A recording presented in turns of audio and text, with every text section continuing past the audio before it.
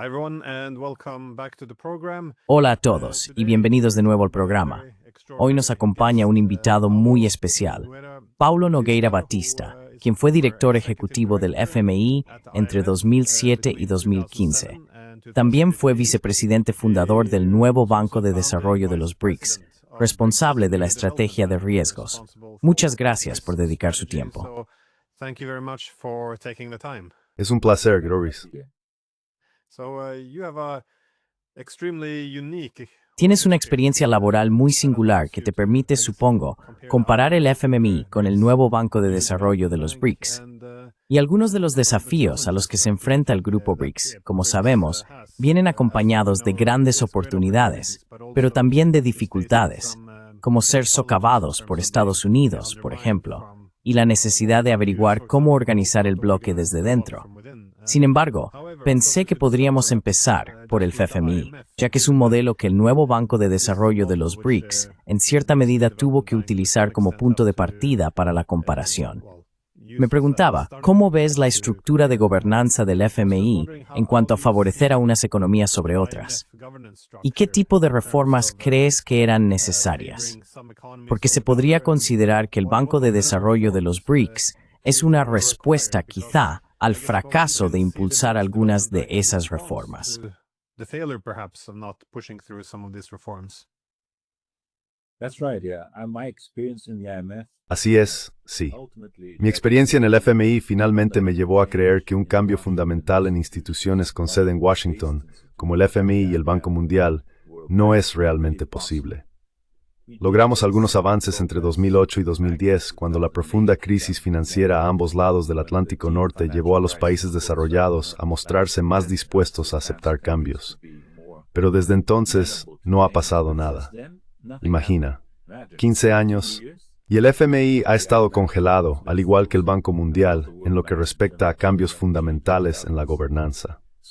Así que, en resumen, diría que es como si el FMI y sus principales accionistas, Europa y Estados Unidos en particular, estuvieran decididos a mantener la institución en el siglo XX, mientras que nosotros, los BRICS y otros países en desarrollo, queremos avanzar hacia el siglo XXI. Eso significa tener instituciones más representativas, más inclusivas y menos sesgadas obviamente que el FMI y el Banco Mundial.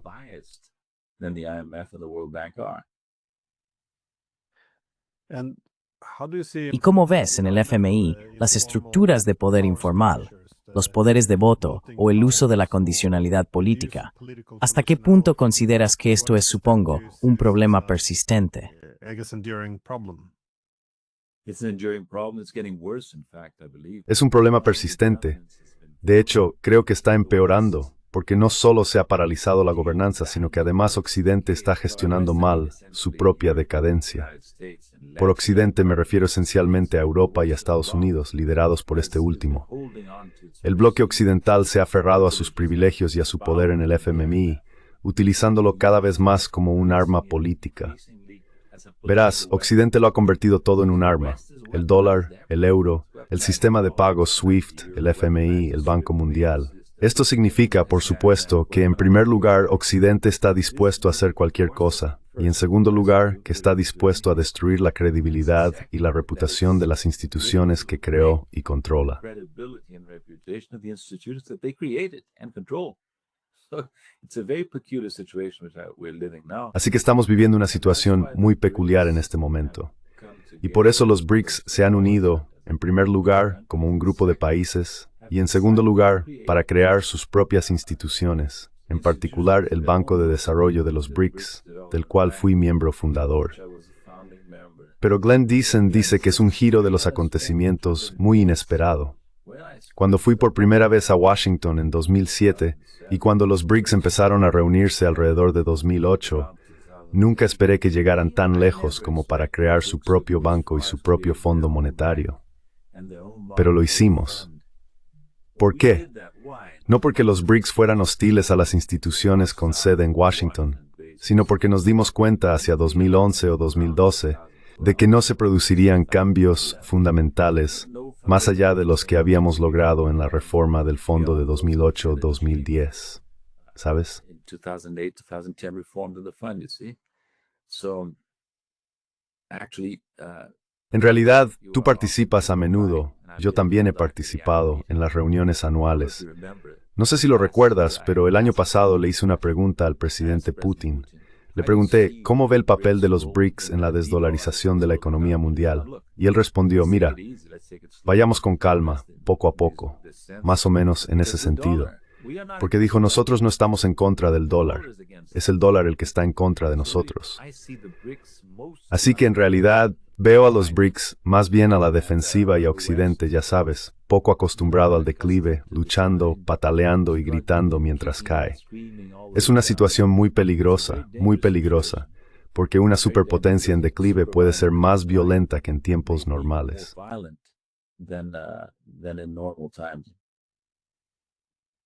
Yeah, well, it's often said that Sí, bueno, a menudo se dice que las instituciones funcionan mejor cuando reflejan la distribución real del poder. Así que aquí, cuando todo este poder se desplazó hacia el este y en general se diversificó, alejándose del occidente político, uno supondría que para que instituciones existentes como el FMI mantuvieran su relevancia, tendrían que reformarse y adaptarse a las nuevas realidades. Y al no hacerlo, cabría esperar que surgieran y evolucionaran nuevas instituciones. Supongo que esa es una forma razonable de ver a los BRICS. Bueno, estoy bastante de acuerdo contigo. Tengo la impresión, al escuchar a distintos diplomáticos y economistas, de que el objetivo no es hundir a Estados Unidos en el océano. Más bien, se trata simplemente de diversificar, de hacer que otros países dependan menos de un dólar poco fiable y utilizado como arma.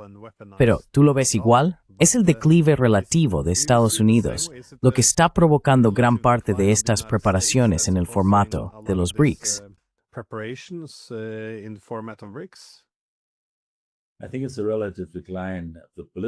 Creo que se trata del declive relativo de Occidente en general, Matt. Verás, para ellos todas estas instituciones siguen siendo relevantes. A menudo decimos que son cada vez más irrelevantes por las razones que mencionaste, porque sentimos que no son representativas ni inclusivas. Pero para Occidente, el sistema del dólar, el sistema SWIFT, el FMI, el Banco Mundial, todos estos son de hecho armas en la lucha contra las nuevas potencias emergentes, especialmente China, ¿verdad? Así que creo que lo que realmente está ocurriendo es que Occidente, y esto creo es el factor principal en la economía y la política internacionales en este momento, es la disposición de Estados Unidos a utilizar todos los instrumentos, de manera dura y a veces violenta, para preservar el poder que aún tiene. Ese poder ya no es tan grande como lo era hace 10 o 15 años, pero sigue siendo capaz de causar mucho daño, como vemos ahora en 2025.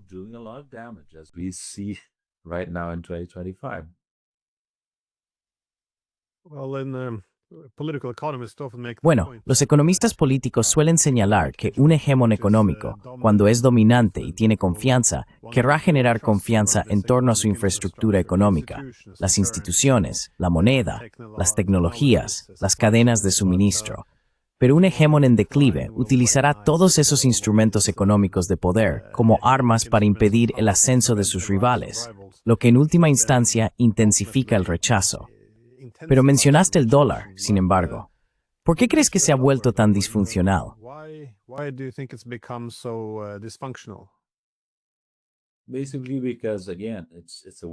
Básicamente porque una vez más, ahora es un arma, más que cualquier otra cosa. En tiempos anteriores, el dólar era aceptado y se confiaba en él. Había confianza en su valor. Ahora eso ya no se mantiene. ¿Por qué? Porque el dólar tiene un gran enemigo político. Y ese enemigo son los propios Estados Unidos de América. Han socavado la confianza en el dólar. Así que ahora tenemos una situación muy peculiar que no habríamos esperado, digamos, hace 3 o 5 años. Estados Unidos está intentando coaccionar a otros países para que utilicen el dólar. Es un cambio completo respecto a lo que teníamos desde la Segunda Guerra Mundial, cuando el dólar era aceptado de forma natural. Y bueno, no quiero idealizar la situación anterior. Quiero decir, Estados Unidos siempre fue una potencia hegemónica, dispuesta a usar su poder para enfrentar países, derrocar gobiernos y demás.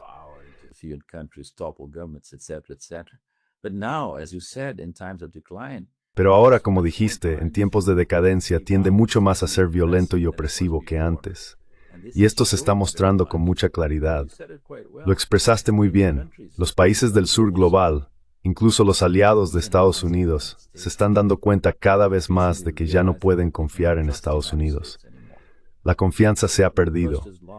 Incluso si, digamos, Trump fuera reemplazado en el futuro por un presidente más conciliador, la confianza no se recuperaría fácilmente.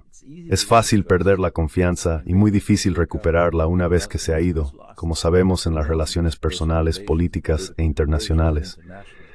Así que soy pesimista respecto a cualquier intento o posibilidad de volver a una situación relativamente tranquila y pacífica en términos de relaciones geopolíticas con el occidente político. Geopolitical relations with the political West. Así que tienes el pulso puesto en muchas economías y gobiernos de todo el mundo.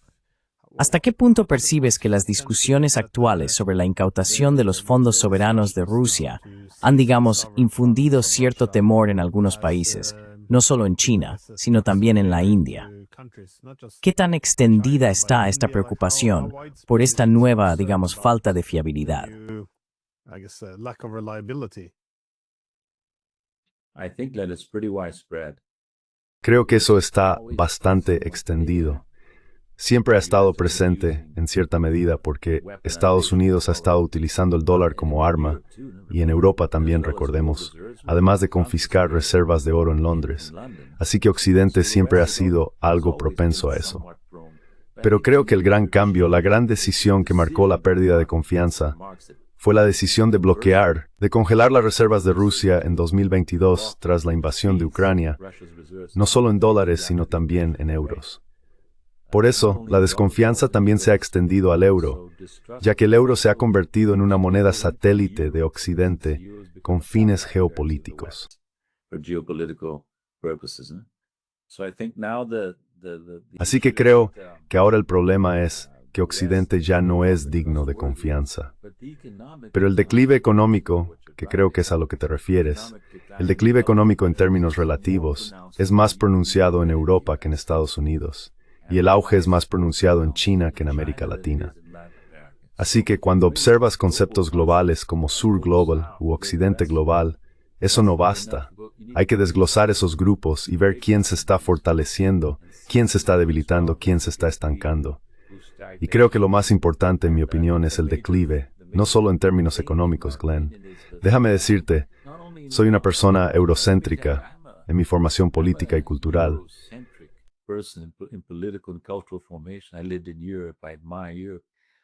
He vivido en Europa. Admiro Europa. Nunca en toda mi vida he visto una cosecha de líderes políticos tan débil como la que tenemos ahora en Europa, con casi ninguna excepción. Y lo mismo ocurre con Estados Unidos. Estados Unidos eligió a George W. Bush no solo una vez, sino dos. Eligió a Trump no solo una vez, sino dos. Los líderes demócratas, como Biden, también son muy débiles y muy propensos al acoso geopolítico.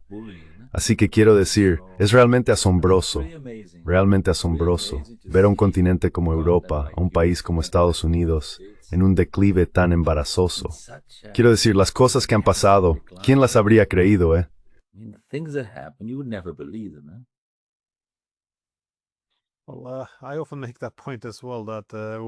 Bueno, yo también suelo señalar eso, que uno de los principales problemas de nuestro tiempo son estos líderes políticamente débiles, demasiado ideológicos, incompetentes, como vemos en Europa, incluso incapaces de realizar una diplomacia muy básica, como la reciente aventura neerlandesa de primero incautar Nexperia, esta empresa tecnológica china, y luego quedarse atónitos ante las consecuencias. Y ahora tienen que devolverla. Quiero decir, es muy extraño que no se haya reflexionado adecuadamente sobre esto, porque ni siquiera han vuelto al punto de partida.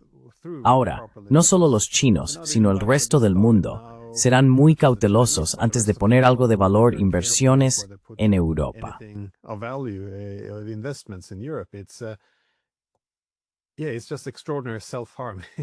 Sí, es simplemente un acto de autolesión extraordinario. A eso me refiero. Pero en cuanto al dólar, mencionaste antes que Putin hizo ese comentario de que Rusia no abandonó el dólar. Fue el dólar el que abandonó a Rusia, o más bien, el que impuso sanciones a Rusia. Pero ¿cuál es el proceso de desdolarización? porque mucha gente piensa que puede hacerse casi de la noche a la mañana, pero no es así. Se trata de la capacidad de diversificar o simplemente de una falta de intención. Ya sabes, los chinos, por ejemplo, todavía tienen cierto incentivo para seguir utilizando el dólar también. That's a crucial question, the one you're raising now. Esa es una cuestión crucial la que estás planteando ahora, porque en última instancia lo que tenemos es la disposición de la economía occidental a violar los derechos de propiedad de una manera importante, en este caso, como mencionaste, con los neerlandeses, y también con la congelación de las reservas rusas, y ahora con todo el debate sobre su posible confiscación. Así que el dólar está bajo amenaza por todo esto. Y la desdolarización se ha convertido en un tema de gran relevancia. He estado escribiendo sobre ello desde 2023 de forma más o menos sistemática, y he señalado que la desdolarización, en última instancia, significa... Bueno, ese es un punto controvertido, por cierto, el que estoy planteando ahora.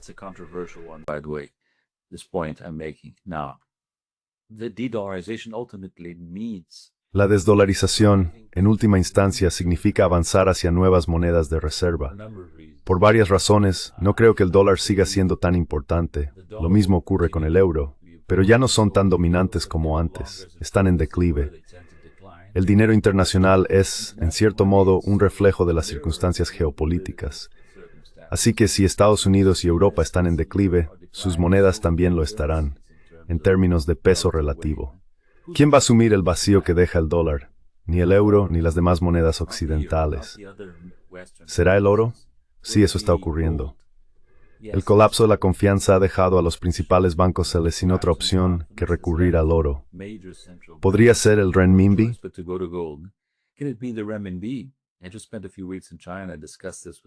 Acabo de pasar unas semanas en China y hablé de este tema con muchos expertos chinos. Me quedé con la impresión, reforzada en realidad, de que los chinos dudan en presentar su moneda como sustituto del dólar, por muchas razones que podemos comentar si quieres.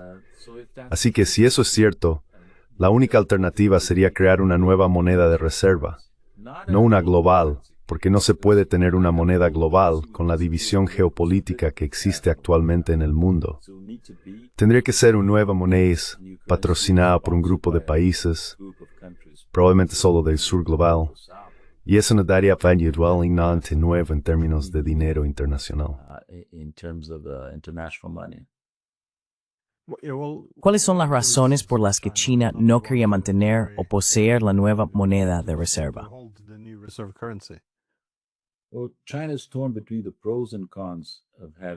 Bueno, China está dividida entre los pros y los contras de que su moneda desempeñe un papel más importante a nivel internacional. Los pros son bien conocidos.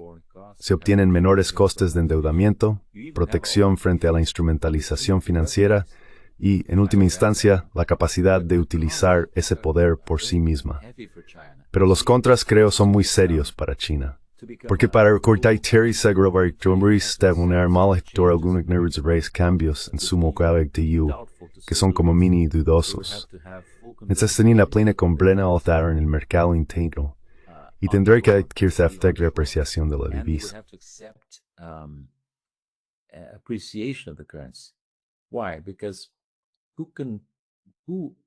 ¿Por qué? Porque ¿quién demandaría el renminbi como moneda internacional si no se puede convertir completamente en otras divisas a voluntad? Ese es el primer punto, estabilidad. Grandes flujos de capital que entran y salen de la economía china podrían alterar la estabilidad duramente conseguida que han alcanzado.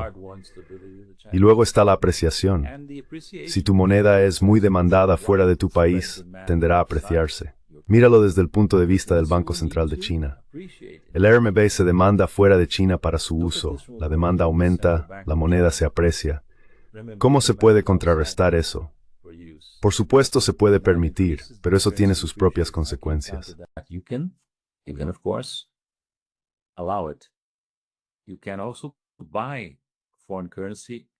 También puedes comprar divisas extranjeras y vender RMB para intentar mantener su valor. Pero entonces, mira lo que ocurre. ¿Qué recibe el Banco Central chino? dólares y euros que no quiere acumular por motivos de seguridad, ¿verdad? Así que el último recurso de China sería imponer controles a la entrada de capitales, lo que alejaría su moneda de cualquier papel internacional importante, y de hecho, revertiría la internacionalización que ya han logrado en cierta medida.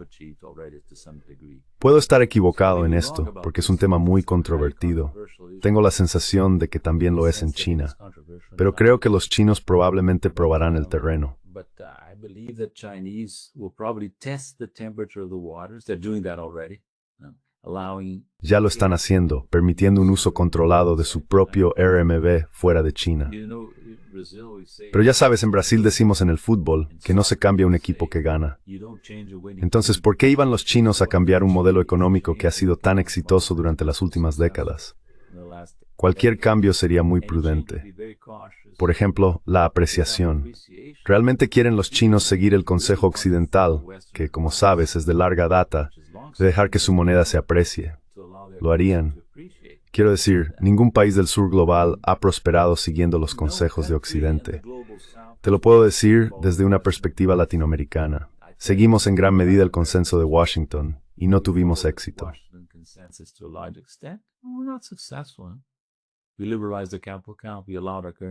Liberalizamos la cuenta de capital, permitimos que nuestras monedas se apreciaran, nos desindustrializamos, igual que Estados Unidos y Europa. Así que creo que los chinos son personas muy experimentadas. Siguen, sin haber oído hablar de ello, una máxima de Otto von Bismarck, que solía decir, no aprendo de la experiencia, solo aprendo de la experiencia de los demás. Así que observan la experiencia de Estados Unidos, la experiencia de América Latina, lo que ocurrió con Estados Unidos al ser un hegemón monetario global. Ellos saben todo eso. No es casualidad que tengan tanto éxito como país. Han sido muy sistemáticos al aprender, estudiando los errores y las buenas decisiones de los demás. I like the Bismarck quote, by the way. Me gusta la cita de Bismarck, por cierto. Pero, ¿qué pasa con los BRICS? ¿Está en condiciones de facilitar una alternativa? Mucha gente ha estado hablando sobre la posibilidad de una moneda de los BRICS, pero desde otra perspectiva parece menos probable. Probablemente también se enfrentaría a mucha resistencia interna, especialmente cuando hablo con diplomáticos o embajadores indios. Siempre dicen, oh no, nunca aceptaríamos una moneda común. Entonces, ¿puedes hablar sobre eso? ¿Crees que habría posible o por qué habría resistencia a ello? Why would there be resistance to it? Bueno, verás, ahora mismo estoy finalizando un artículo titulado Un camino hacia una nueva moneda de reserva. Y ahí reconozco el punto que acabas de mencionar, que es crucial. No hay una cohesión total dentro de los BRICS en este asunto. India es, por supuesto, un factor de resistencia. El otro, menos comentado, es la postura adoptada por nuestros bancos centrales, que son muy conservadores y no les gusta pensar en, ni siquiera imaginar, este tipo de cambio, la creación de una nueva moneda de reserva. Incluso los pasos más modestos son rechazados por India y por nuestros bancos centrales. Así que no es una propuesta fácil. ¿Cómo respondo a esto en el artículo que estoy finalizando?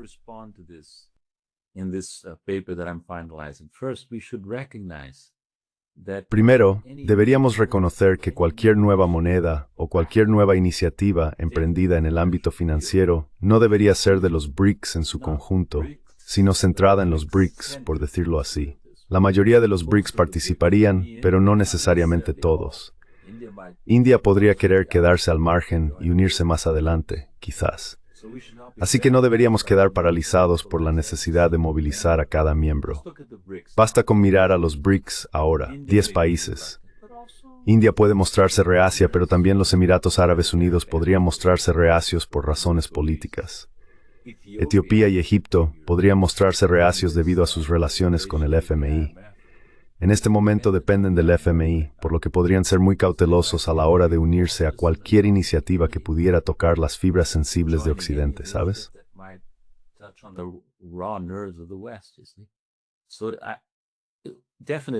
Así que sin duda, si observas el mundo, la escena global, cualquier iniciativa de ese tipo tendría que estar centrada en los BRICS. Pero también podría provenir de países fuera de los BRICS. países socios o incluso otros que quisieran unirse. Así que no tendrías un grupo BRICS, sino un grupo centrado en los BRICS y por supuesto centrado en China. Ese es otro punto. Una de las dificultades que hemos tenido al imaginar nuevas iniciativas multilaterales es el tamaño relativo abrumador de China en cualquier grupo, en cualquier conjunto concebible de países que pudieras reunir para este tipo de iniciativa. Así que hay muchos desafíos.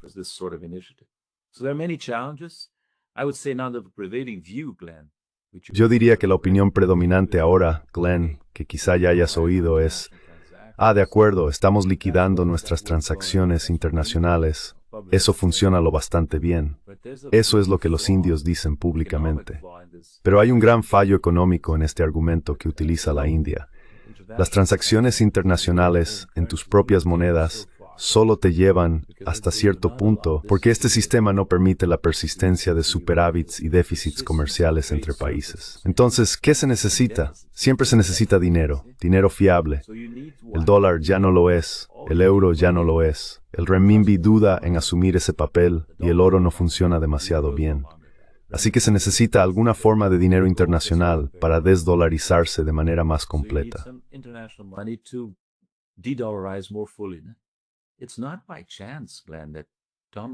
No es por casualidad, Glenn, que Donald Trump haya sido muy coherente y muy cauteloso, excepcionalmente cauteloso, en la forma en que plantea el asunto. Él dice, no permitiremos que se amenace el papel del euro como moneda de reserva internacional. Así que ha sido bien aconsejado por su gente. No ignores esto. Los BRICS están intentando montar algo diferente. Adviérteles, amenázales. Y eso es lo que ha estado haciendo. Es muy bueno amenazando, o lo era. Ahora está perdiendo un poco de credibilidad. Este tema que plantea es una cuestión muy compleja de economía política internacional, pero seguirá con nosotros, porque no creo que el dólar y el euro puedan recuperar su credibilidad. Así que tendremos que buscar alternativas.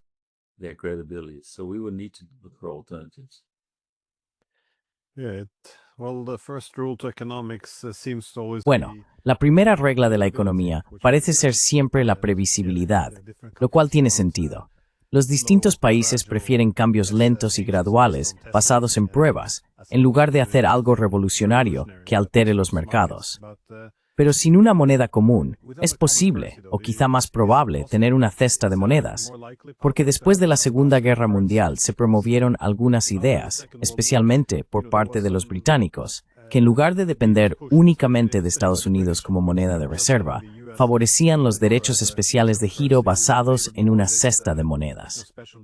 El FMI avanzó considerablemente en ese sentido, pero ¿existe un pensamiento similar en los BRICS? ¿O están siguiendo un camino diferente?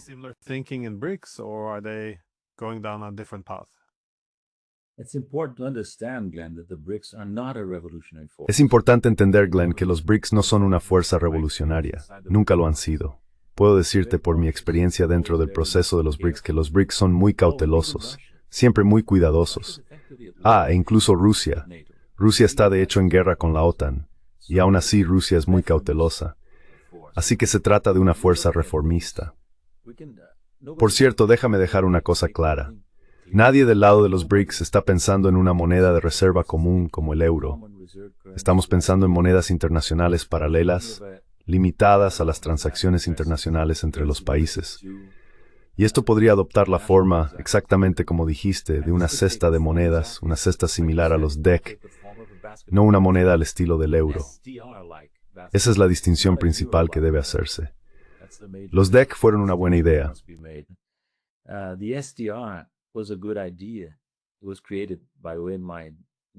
Fue creado en mi ciudad natal, Río de Janeiro, en 1969 durante una reunión internacional del FMI, pero nunca llegó a convertirse en una moneda internacional.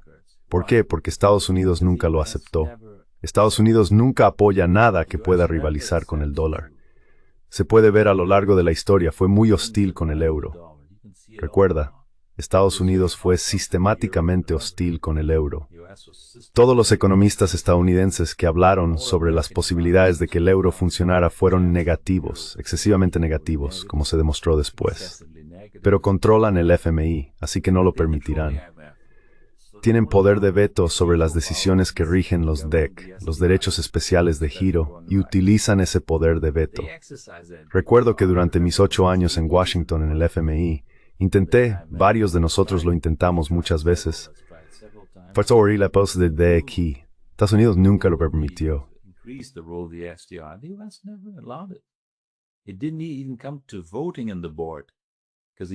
Ni siquiera llegó a someterse a votación en el Consejo, porque el director estadounidense siempre daba a entender que sería vetado.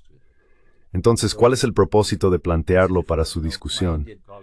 El Consejo estadounidense se opone firmemente, así que es difícil. A mis colegas indios siempre les digo, mirad, ¿cuál es la alternativa a una moneda de reserva que podamos crear? Es China. Es la moneda china. ¿Queréis eso? No tienen respuesta a eso, porque son hostiles a China, pero al mismo tiempo temen provocar el desagrado de Estados Unidos. Esto puede cambiar, Glenn. Trump siempre nos ayuda un poco y apuñaló a la India por la espalda con aranceles elevados. Así que la relación especial que la India creía tener con Estados Unidos puede que en realidad no exista, y quizá ahora se den cuenta de ello.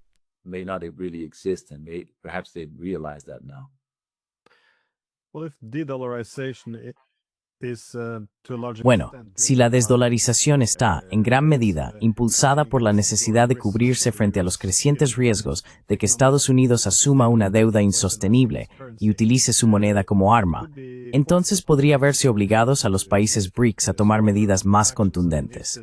Quiero decir, si el dólar es menos fiable, mantener el statu quo no va a ofrecer mucha previsibilidad. Vemos, por ejemplo, con Trump, que advierte que quien intente desdolarizar será sancionado. Hay una contradicción inherente ahí, porque es precisamente la amenaza constante de sanciones y coerción económica lo que está incentivando a los países a desdolarizarse. Es un poco como amenazar con bombardear Irán si desarrolla armas nucleares. Solo vas a fomentarlo. Y me preguntaba, ¿ves posible que el dólar entre en una espiral de muerte o se encamine hacia una implosión? My levers to buy of BRICS and pass at and solution. Yeah, take a more daring revolutionary step. I agree with the way you put the matter. Estoy de acuerdo con la forma en que planteaste el problema antes de tu pregunta, que es una cuestión crucial. He estado señalando incluso en este trabajo que estoy finalizando que Estados Unidos se encuentra en un lento declive relativo, y lo mismo ocurre con Europa, aunque el declive de Europa es algo más rápido. Pero podríamos llegar a una especie de punto de inflexión, que podría ser una nueva crisis financiera internacional originada en Estados Unidos y Europa, algo similar a los Eurogolges y 2009. Ahora, no olvides esto. En el momento de la crisis de Lehman, el dólar estadounidense aún se consideraba un refugio seguro.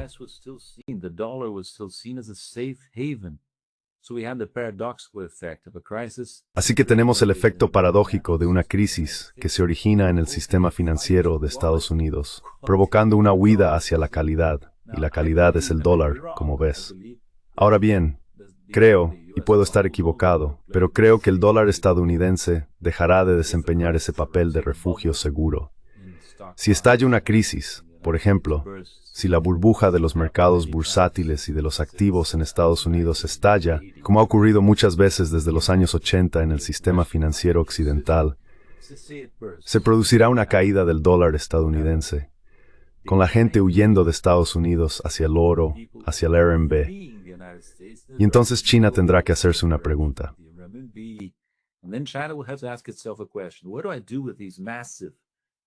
¿Qué hago con estas enormes entradas de cartera que provienen de personas que huyen del dólar hacia mi moneda? Si las permites, obtendrás una apreciación de la moneda y una posible volatilidad del capital que podría salir en un futuro próximo, exactamente lo que vimos en América Latina. No creo que los chinos acepten eso. Así que el punto que he estado planteando en los debates sobre este tema es, mirad, gente, podríamos estar arriesgándonos a un colapso, un gran colapso. Pongamos las ideas sobre la mesa ahora. Sabes, Radhika Desai, nuestra colega en Baldi, la académica india, en un debate que Baldi promovió recientemente, lo dijo con bastante claridad. Mirad, puede haber un colapso en Estados Unidos, y todos nosotros en el mundo estaremos buscando alternativas desesperadamente. Entonces, ¿por qué no debatir las alternativas ahora, entiendes? So why not discuss the alternatives now, you see? Because people will be surprised. Porque la gente se sorprenderá al ver los daños que pueden surgir de un gran colapso en Estados Unidos o en Europa en las circunstancias actuales, cuando Estados Unidos y Europa ya están muy debilitados. Muy debilitados es una exageración, pero están en declive relativo. Así que creo que debemos prepararnos para tiempos difíciles. Y sé que los BRICS son algo tímidos, contrariamente a lo que la percepción popular y la retórica agresiva de Donald Trump puedan sugerir. Creo que Trump sobreestima a los BRICS en el sentido de que cree que están en una conspiración para destronar al dólar. En realidad, somos muy cautelosos, demasiado cautelosos, en mi opinión. Debemos armarnos de valor y darnos cuenta de que si observamos el mundo, no hay otro lugar a donde huir, salvo los grandes países de mercados emergentes, que en su mayoría son países BRICS. Emerging market countries that are mostly BRICS countries, ¿no? Sí, bueno, siempre que uno habla con generales y distintos líderes militares, ellos siempre hacen el mismo comentario. Tienen planes de guerra para casi todos los escenarios. En caso de que haya una guerra mañana, no quieres que te pille desprevenido. Tendría sentido que los economistas también tuvieran algunos planes. Quiero decir, si realmente ves que el dólar estadounidense se está agotando, podría llegar a un auténtico punto de inflexión, como tú lo has llamado, así que debería haber algunos planes. No es necesario comprometerse con ellos, pero al menos tener posibles hojas de ruta sobre hacia dónde ir. Pero, ¿qué opinas de las amenazas de Trump, sin embargo, de destruir los BRICS? Dijiste que llamó a los BRICS una conspiración.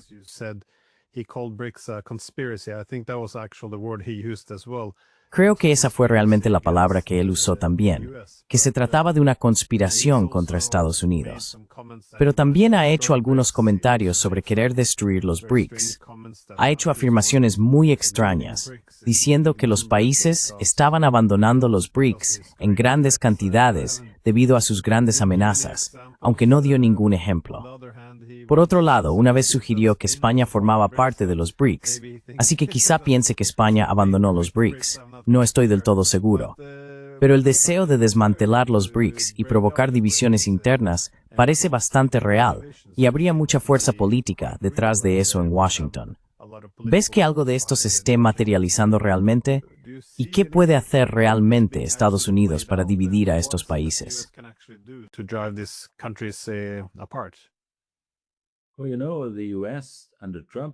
Bueno, ya sabes, Estados Unidos bajo Trump en realidad está uniendo a esos países, porque está atacando a sus aliados tradicionales, atacando a Europa, atacando a Canadá, atacando a la India, y la India solía ser el país más vinculado, o quizá aún más vinculado, a Estados Unidos. Así que creo que hay una desconexión, Glenn, entre la retórica de Trump y sus objetivos declarados, y las acciones que realmente lleva a cabo, que no están en línea con esos objetivos. Verás, si Estados Unidos fuera más realista respecto a su propio poder hoy en día, intentaría unir fuerzas con sus aliados tradicionales contra la supuesta amenaza de los BRICS, y en particular de China y Rusia.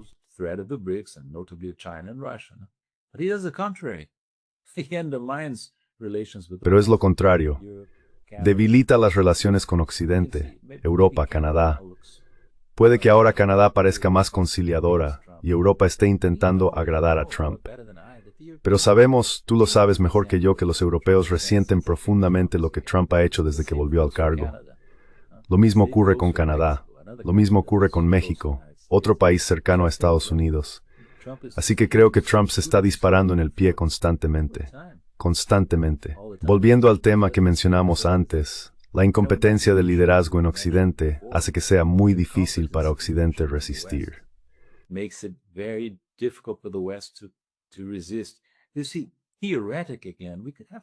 Verás, teóricamente de nuevo, podríamos tener un escenario en el que Estados Unidos se ponga en orden, Europa también, y se produzca una reversión del declive. Eso ya ha ocurrido antes en la historia reciente. Recuerda que en los años 70, Estados Unidos estaba en declive, y luego en los 80, bajo Volcker y Reagan, recuperó su posición relativa. Pero hay dos cosas. Primero, Estados Unidos ya no es lo que era, y segundo, China no era un rival entonces. China se ha convertido en un gran rival y Rusia se ha vuelto mucho más fuerte. Así que no pueden repetir el mismo truco. En resumen, no creo que Donald Trump sea una segunda venida de Ronald Reagan. Por tanto, el declive continuará y podría volverse aún más pronunciado si se produce un colapso financiero en Estados Unidos. Financial crash occurs in the United States. Now in public, the European leaders. Ahora, en público, los líderes europeos llaman a Trump papá y piensan que es lo mejor que ha existido desde el pan de molde. Pero en cuanto regresan a Europa, lo detestan. Bueno, no es ningún secreto. Pero antes mencionaste que uno de los desafíos dentro de los BRICS era el poder desproporcionado de China. En efecto, se podría sugerir que la institución sería más estable si existiera un mejor equilibrio interno de poder dentro del grupo. Por supuesto, hindi tayo mejor más en tafodyo esas gran Indonesia, mis gigantes dentro del mismo bloque. It's more giants inside the same block, so China will still be the leading economy. Así que China seguirá siendo la principal economía, pero con menos capacidad de dominar. Creo que esto tendría un efecto tranquilizador en los demás miembros. Pero siempre hago el mismo comentario. Todos los demás miembros de los BRICS reconocen que China es el motor principal, que impulsa a los BRICS hacia adelante, simplemente porque tiene las capacidades.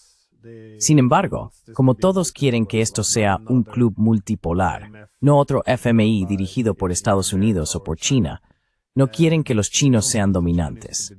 Pero ¿cómo ves que se desarrollará esto, por ejemplo, en las discusiones internas sobre el poder de voto dentro del nuevo Banco de Desarrollo de los BRICS? ¿Es ese un punto clave de fricción o...? Is this a key friction there, or? No, I think you made the point very well, but not. No, creo que has expuesto el punto muy bien, pero no en ese contexto. Quiero decir, no hay fricciones sobre los derechos de voto dentro del nuevo Banco de Desarrollo, porque se estableció mediante un tratado en 2014. Los 5 miembros fundadores, Brasil, Rusia, India, China y Sudáfrica, tienen el mismo poder de voto, alrededor del 18% ahora, ya que algunos países se han unido al banco más allá de los 5 originales. Pero el punto principal que planteas es totalmente pertinente. Es realmente la cuestión crucial para los BRICS, ¿sabes? Porque veamos cómo se desarrolla esto. Permíteme decirlo así, suelo ver tus debates con figuras destacadas de Occidente. Déjame resumirlo, solo comprueba si tengo razón. Let me summarize. Just check if I'm correct. If you look at a scholar like John Mearsheimer, Si observas a un académico como John Mearsheimer, él diría que China va a jugar al habitual juego de las grandes potencias, geopolítica, dominio, egoísmo y demás. and Jeffrey Sachs, Jeffrey Sachs, en cambio, cree que China puede desempeñar un papel diferente basado en su historia, en el confucianismo y así sucesivamente. so the question Así que la pregunta que me hago constantemente es si China se mantendrá fiel a su política tradicional de relaciones pacíficas con otros países, sin imponer su voluntad, o si a medida que crezcas le subirá a la cabeza, por así decirlo, y China se convertirá en un segundo Estados Unidos. Esperamos lo mejor, and China will pero nos preparamos para lo peor. we hope for the best, but prepare for the worst.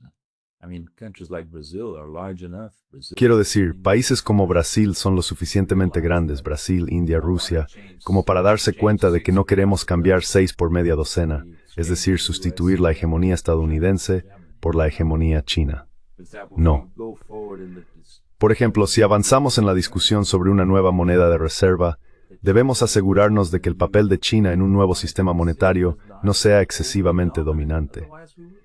De lo contrario, volveríamos a estar en el punto de partida en términos de relaciones internacionales. Así que la cuestión es si China puede ser constructiva, en el sentido de reconocer que es poderosa, pero que no debería intentar aplastar los intereses de otros países, ¿verdad? Creo que existe la posibilidad de que China sea diferente, pero veamos si es Mearsheimer o Sachs quien aborda el tema de manera más adecuada. are discussing the issue more appropriately.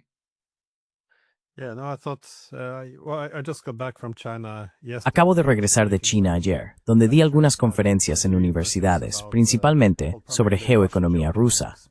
Pero también señalé que la forma en que se acomode a China depende en gran medida de si se convierte en una hegemonía o, esencialmente, en la primera entre iguales dentro de un sistema multipolar. Países como India quieren la multipolaridad y saben que necesitan a China para lograrla. Pero si China se vuelve hegemónica, eso la socava, lo cambia todo por completo. If it becomes hegemonic, that undermines, that flips the whole thing. And even the Russians, who considers China E incluso los rusos, que consideran a China su principal aliado, su socio estatal más importante, si los chinos se convirtieran en otra América buscando dictar, entonces ya sabes, eso infundiría miedo en los corazones del Kremlin. No aceptarían eso. E incluso para Estados Unidos, se tiene la impresión de que una de las principales preocupaciones respecto a China es que la retórica gira en torno a esta idea. ¿Debemos ser nosotros los hegemones o debe serlo China? Pero si existiera una tercera opción, si los chinos están facilitando un sistema multipolar, bueno, eso sería muy diferente para los estadounidenses, porque entonces podrían replegarse un poco hacia el otro lado del Atlántico y del Pacífico. across the Atlantic, they can, and the Pacific, they could, recover their strength. Podrían recuperar su fuerza, pueden reconstruir su economía. Quiero decir, todo el mundo se beneficiaría de unos Estados Unidos un poco más estables, económica, social y políticamente.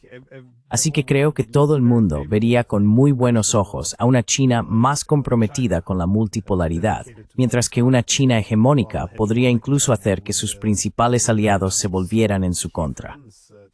Por tanto, es una distinción muy importante, ser el primero entre iguales o ser dominante.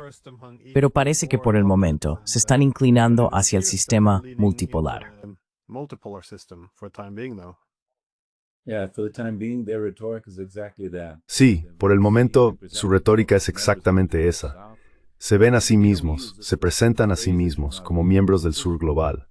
Creo que no utilizan la expresión que acabas de usar, pero es una buena forma de plantearlo.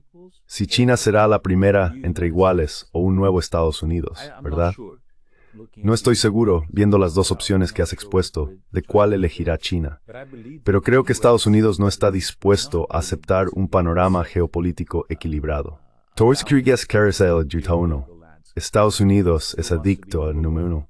US is addicted to being number one. I really have to tell you, when I was in the IMF and Tengo que decirte, cuando estuve en el FMI y también en el proceso del G20 como delegado brasileño, lo que más me llamó la atención, Glenn, es que no es fácil trabajar con los estadounidenses, incluso cuando estás de acuerdo con ellos. Son tan arrogantes, tan convencidos de su propia posición, que no permiten que la diplomacia funcione realmente. Así que es una situación muy extraña. El país está completamente adicto a ser el hegemón mundial. ¿Y por qué miran a China con tanta incomodidad? Porque China es claramente la principal fuente de rivalidad a la que se enfrentan en el mundo. Y China es muy diferente de los rivales que tuvieron antes. Tomemos la URSS. Era fuerte militarmente, pero débil económicamente. was militarily strong but economically weak. Then Japan came in as a threat. Luego Japón apareció como una supuesta amenaza, políticamente débil, militarmente débil, pero económicamente fuerte. Ahora China posee ambas fortalezas, económicamente fuerte y también militarmente fuerte. Así que Estados Unidos nunca se ha enfrentado a un desafío de este tipo, y lo hace en un momento en que es internamente débil, política, económica y socialmente. Por eso creo, y coincido contigo, que sería mucho mejor para el mundo si Estados Unidos comprendiera que el mundo está cambiando. No volverá al momento unipolar en un futuro próximo, o quizá nunca, y deberían hacer su parte para lograr una cooperación pacífica y armoniosa. En gran medida, eso está en manos de Estados Unidos, pero no lo harán. In the hands of the United States, they won't take it, though. And the Chinese, I believe, are. Y creo que los chinos están en un punto en el que miran en ambas direcciones, ya sabes. When I was Cuando vivía en China me llamó la atención un comentario hecho por la portavoz del Ministerio de Asuntos Exteriores, una mujer. La prensa le preguntó, ¿cuál es la visión de China sobre el liderazgo en el mundo?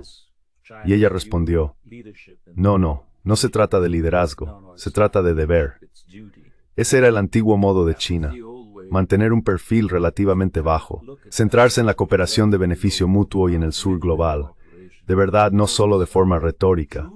Porque si se aleja de eso y empieza a comportarse como unos nuevos Estados Unidos, entonces, por supuesto, todo el mundo se resistiría. Rusia, como dijiste, India, Brasil y otros países del entorno de China.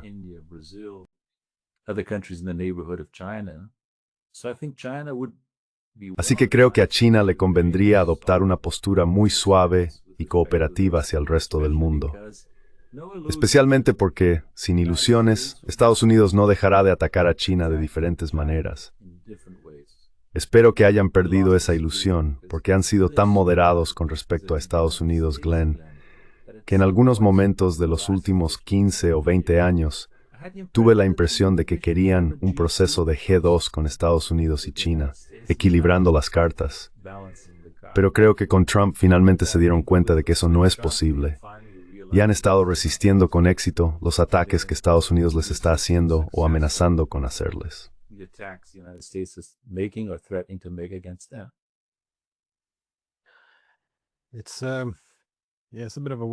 Es una oportunidad un poco desperdiciada la que tuvieron ahí, al ir contra China de esta manera.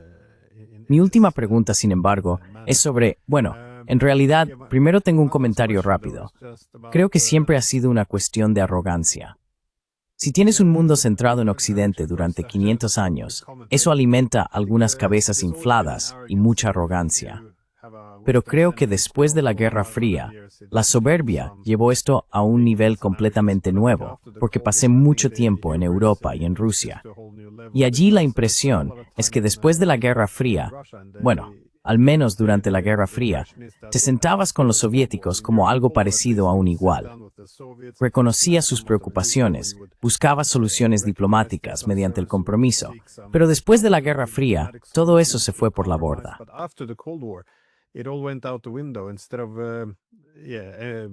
En lugar de empatía, compromiso y entendimiento mutuo, todo fue reemplazado por el lenguaje de los ultimátums y las amenazas. Así que no se trata de hacer las paces contigo, ni de encontrar un compromiso. Nosotros tenemos los valores superiores, tenemos el poder. La diplomacia significa, en la práctica, que hagas lo que se te dice. Creo que ese es parte de nuestro problema hoy en día, tanto en Europa como en Estados Unidos. El mundo unipolar ha desaparecido, pero la mentalidad unipolar sigue ahí. Por eso se llega a una situación en la que los neerlandeses pueden incautar una empresa china y luego se sorprenden cuando los chinos responden. Debería ser lo más predecible del mundo, pero creo que ese es el problema principal.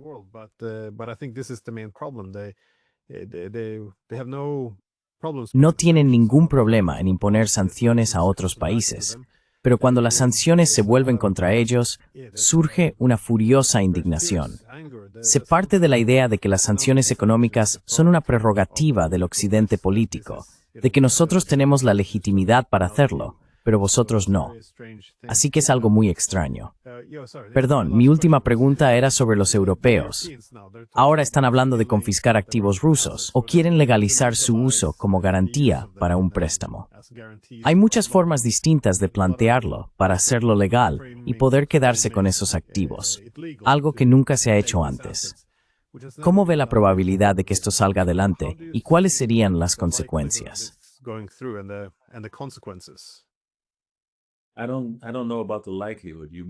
No sé cuál es la probabilidad.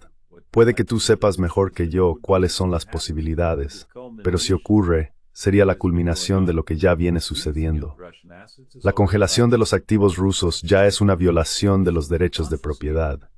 Y si los confiscan, legal o ilegalmente, y los utilizan para apoyar a Ucrania, estarían llevando esto a un nuevo nivel. Una vez más, lo que está haciendo Occidente es socavar su propia filosofía, sus propios principios básicos, el Estado de Derecho, la propiedad privada, el respeto por los derechos de propiedad. Está haciendo lo contrario de lo que siempre predicó.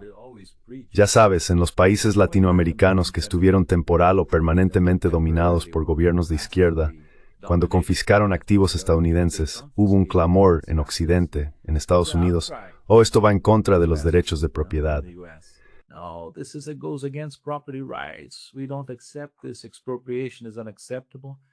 No aceptamos esto. La expropiación es inaceptable. Ahora, Occidente lo hace con toda naturalidad.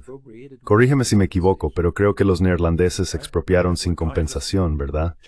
Estamos intentando cambiar el liderazgo, sí. ¿Qué es esto? Una locura. Completamente una locura. Muestra la decadencia del liderazgo occidental, que piensen que podrían querer hacer eso.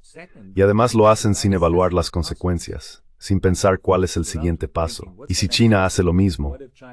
Así que realmente creo que vivimos en un mundo peligroso ahora, porque las todavía muy importantes potencias de Europa y Estados Unidos no se comportan de manera constructiva, por decirlo suavemente. Y nosotros y el resto del mundo debemos prepararnos para ello, porque habrá turbulencias todo el camino. Tenemos que abrocharnos los cinturones, porque no será fácil para nadie. Tighten our seatbelts, because it won't be easy for anyone. Great. Genial. Muchas gracias por dejarme hacerte algunas preguntas. Sé que tienes una agenda muy ocupada, así que muchas gracias. Thank you very much. Gracias, Glenn. Ha sido un placer.